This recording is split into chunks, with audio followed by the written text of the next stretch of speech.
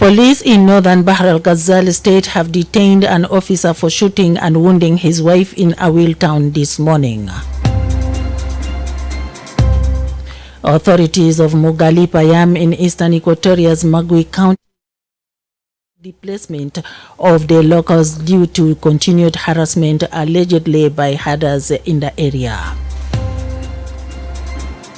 And the Relief and Rehabilitation Commission has withdrawn its request to national and international NGOs to obtain clearance before conducting workshops and conferences. These stories and more coming to you in this news bulletin with me, Helen Samuel. Now the news in detail. The police in northern Bahr el Ghazal state have detained an officer for shooting and wounding his wife in Awil town this morning. 52 years old Samuel Yot, a warrant officer, is accused of domestic violence. That's according to Captain Gwot Akol, the state police spokesperson. He said Yot shot Abuk Aken Tong, 28 years, on her right leg while on her way to a place of work. Yot has been charged with injuring his wife. Captain Gwot Akol spoke to iRadio from Awil this morning. The incident happened exactly at 7 a.m. at Mediria Junction. The accused is our officer, a warrant officer called Samuel Yot. The lady he shot on his right leg, Abung Akentong, 28 years old. His wife filed charges against him before court of law. None of these differences can be just subjected as an excuse for his act. Samuel Yot has been arrested by the police and will be answerable for his actions, for no one is above the law. Pointing a gun on innocent citizen against our police regulations, and it is unprofessional in our nature. On behalf of police, I apologize for this unfortunate incident. Injured Abuk Aken is receiving treatment at the Awil Civil Hospital. Suspect Yot's motive to shoot her is unclear. Authorities of Mugali Payama in eastern Equatoria's Magui County have decried displacement of the natives due to continued harassment allegedly by herders in the area. This comes after the cattle keepers, the authorities there described as illegal IDPs, attacked Avumadrichi area, allegedly abducting and raping a 13-year-old girl last week. In a written statement on Monday, the area leaders said the residents are experiencing unprecedented violence, including looting of their properties. They noted that the settlers went on rampage immediately after the recent visit of the Deputy Minister of Foreign Affairs, Deng Dao, and UN agencies to the area.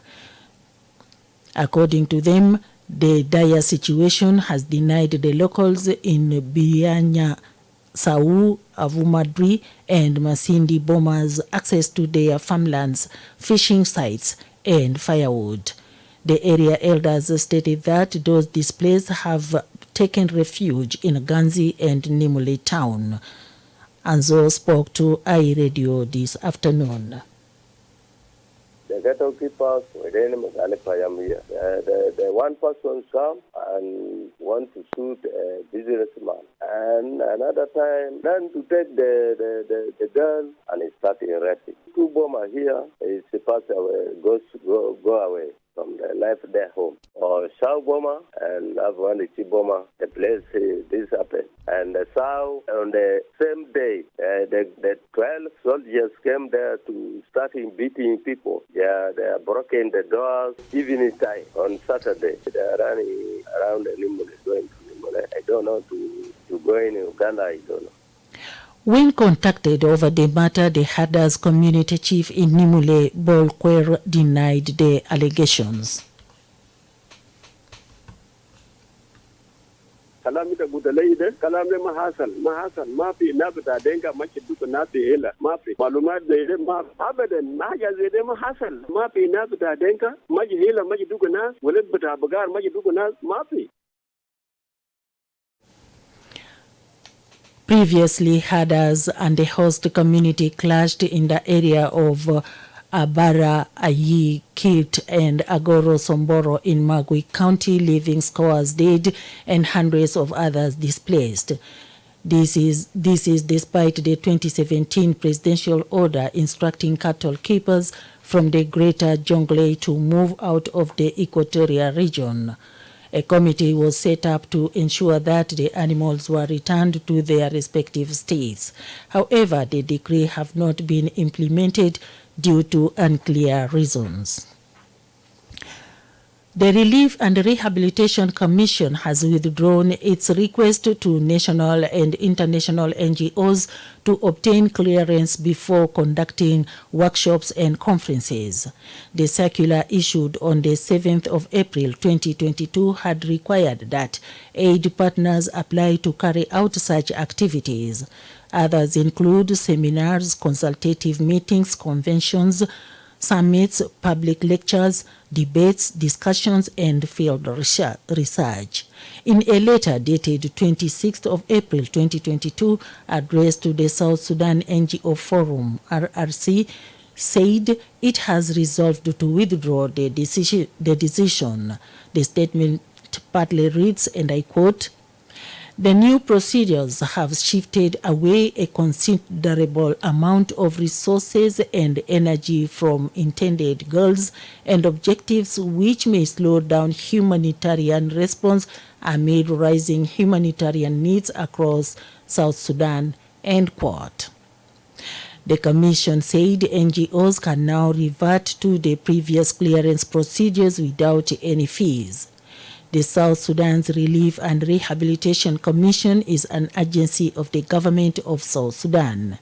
It is the operational arm of the Ministry of Humanitarian Affairs and Disaster Management, regulating activities of humanitarian organizations in the country.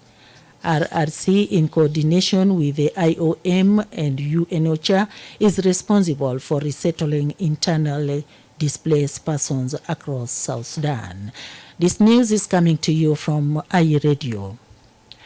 The interim Secretary General of SPLM has accused Sudan of lack of political will to implement the Abyei Protocol as stipulated in the 2005 Comprehensive Peace Agreement. Both remarks come after the recent Misiria attacks on Abyei residents, leading to the killing of dozens of people in the past months. Both said the SPLM leadership has made several attempts to engage the Sudanese government on the resolution of the final status of the disputed region, but Sudan has been unwilling to resolve the issue. Speaking to iRadio, both said, Abyei, as you know, is at the center of the politics of South Sudan. The government of Sudan, as you rightly put it, did not want to implement the Abyei Protocol, despite many attempts by the SPLM leadership.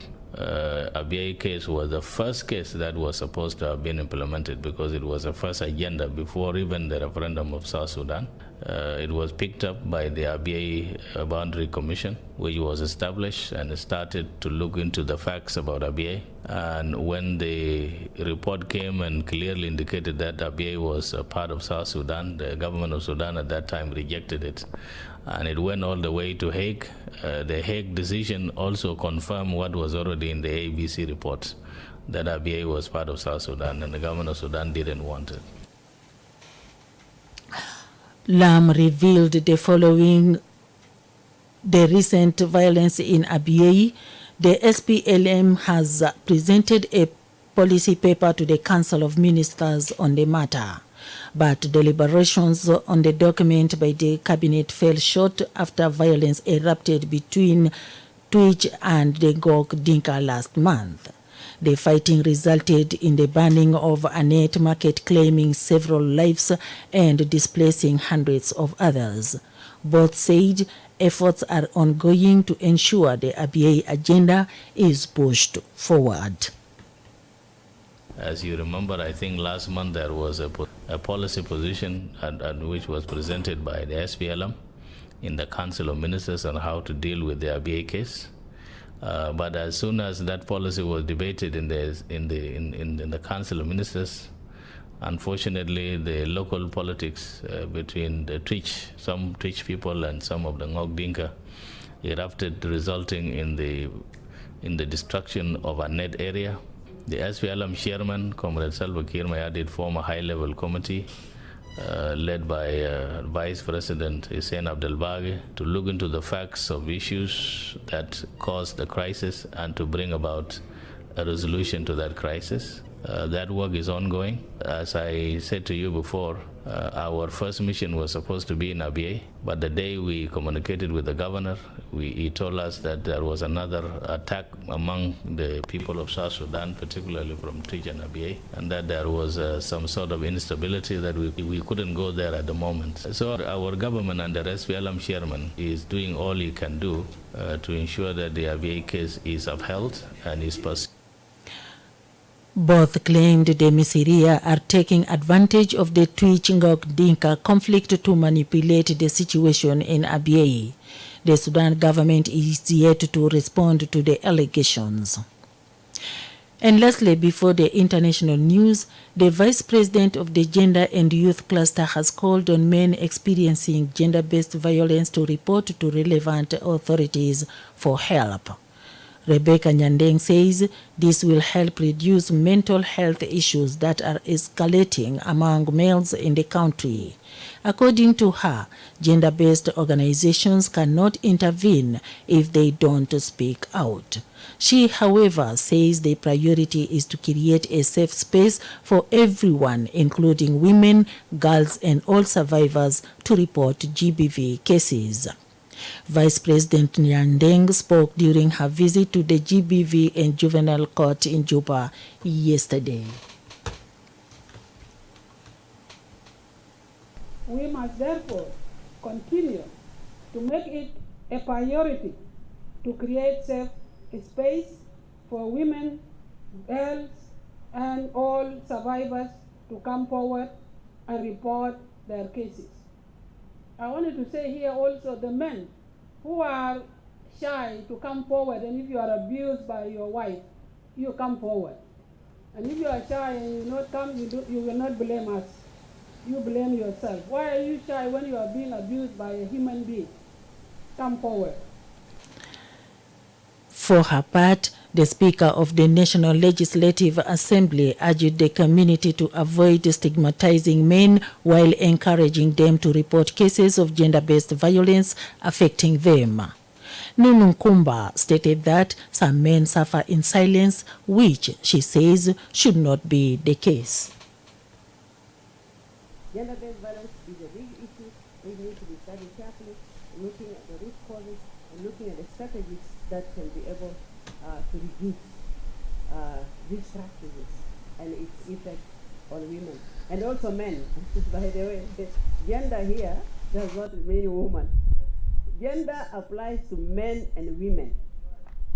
So it is true that some men culturally, they don't feel comfortable saying I've been battered by my wife, and they suffer in silence. We also have other women, by the way, who can harass men very seriously. So don't keep quiet, don't die in silence. Come out, but not very many, very few women. But the majority of perpetrators of gender-based violence are men. And please, men, let us move together. Let's work together. Let's take care of each other. Let's protect each other so that we can have a shared future of gender-based free South Sudan. According to the UNFPA, 1 in 3 women worldwide experience gender-based violence as 1 in 5 men. Globally, as much as 35% of women have experienced intimate partner violence or non-partner sexual violence in their lifetime. You are listening to iRadio News, and now to the international news brought to you by MTN. 1, 2, 3. 1 million. 2 million. Yes.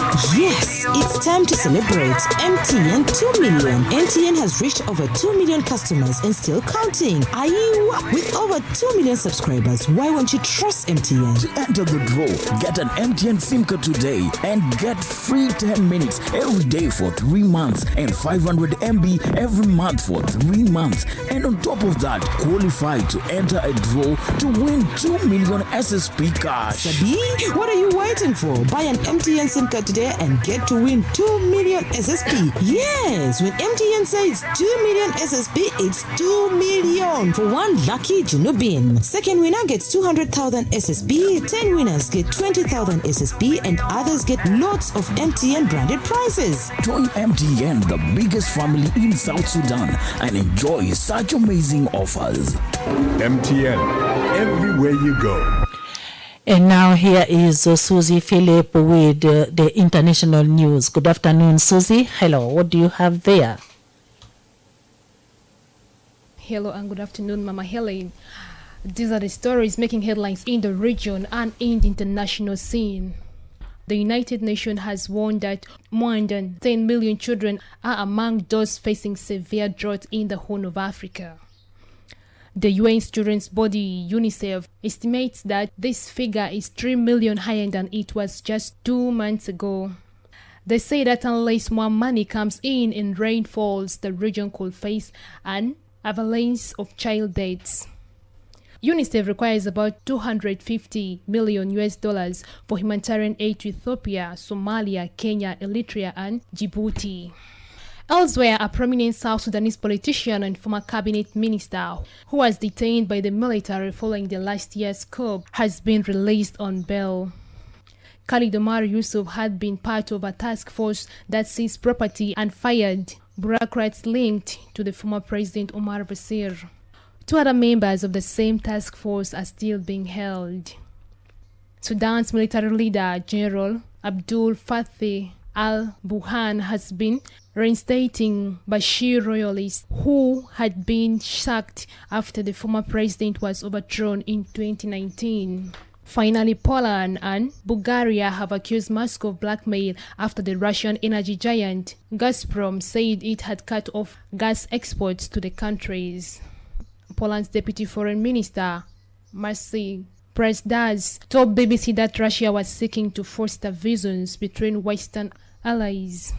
EU Commission President Ursula von der Leyen said the move showed Russia's unreliability as an energy supplier. It follows Poland and Bulgaria's refusal to pay for gas in rubles. These are the stories making headlines in the region and in the international scene. I'm Susie. Thanks for listening. Thank you, Susie Philip, for the roundup of stories from the international arena brought to you by MTN. And from the sports desk, here is Alex Misogo.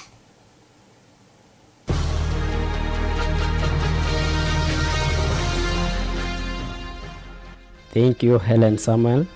Now let's begin with local sport news, where Munich Football Club have thrust Torit Kinet Football Club 8-1 on the opening match of the South Sudan National League Cup. Both Munich's Rihan Anjar and Jack James reigned in hat-tricks in the thrilling victory over mediocre opponents. But David Hakim managed to score in the 71 minutes of the game to deny Munich a clean sheet win. Tuesday's tournament, which was officiated by female assistant referees, marks the beginning of Zone 2 fixture to be played at Brook Training Center in Juba. In today's game, Yambia Star from Western Equatoria will be taking on Mission FC from Yei. In Europe, Manchester City will take a slender Champions League semi-final advantage to Bernabeu after winning 4-3 the first leg classic against Real Madrid at Etihad Stadium. City delivered a magnificent display as they prepared Real's goal for long periods, but Carlos Ancelotti's side kept rising off the covers to somehow keep themselves in serious contention to reach another final. Kevin De Bruyne, Gabriel Jesus, Phil Foden and Bernardo Silva all scored for City as Real sealed after a wave of attacks. But Karim Benzema netted twice to sum up to Vinicius Junior's goal, which cancelled the game. And finally, Jurgen Klopp said it is special for Liverpool to be preparing for a Champions League semi-final against Villarreal at Anfield on Wednesday. It is the third time in 5 seasons Klopp has led Liverpool to the last 4 of Europe's elite competition. Liverpool are in contention to win the quadruple this season, having already lifted the League Cup while reaching the final of the FA Cup. 8 games should feel like a final, said Klopp. The final will be held at the Stade de France in Paris on Saturday, 28 May. That is what we had for you in the sport. My name is Alex Misogo, and back to you, Helen Samuel, in the studio. Thank you, Alex Misogo. You are listening to iRadio News, and to end this bulletin, here are the headlines again.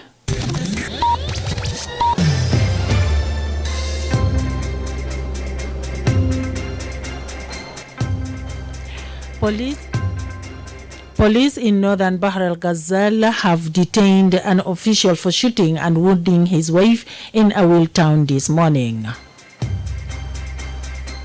Authorities of Mogali-Payam in eastern Equatoria's Magui County have decried the displacement of the locals due to continued harassment allegedly by herders in the area.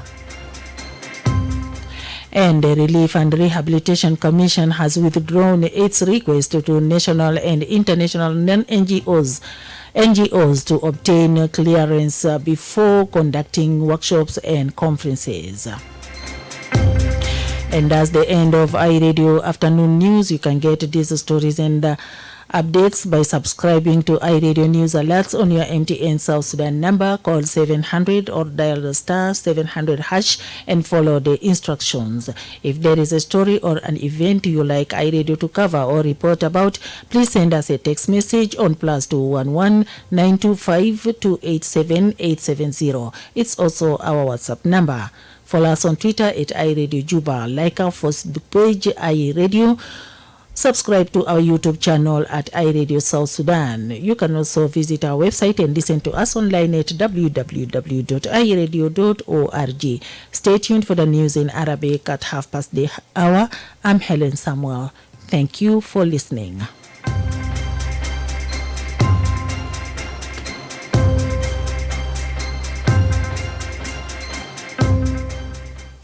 One, two, three.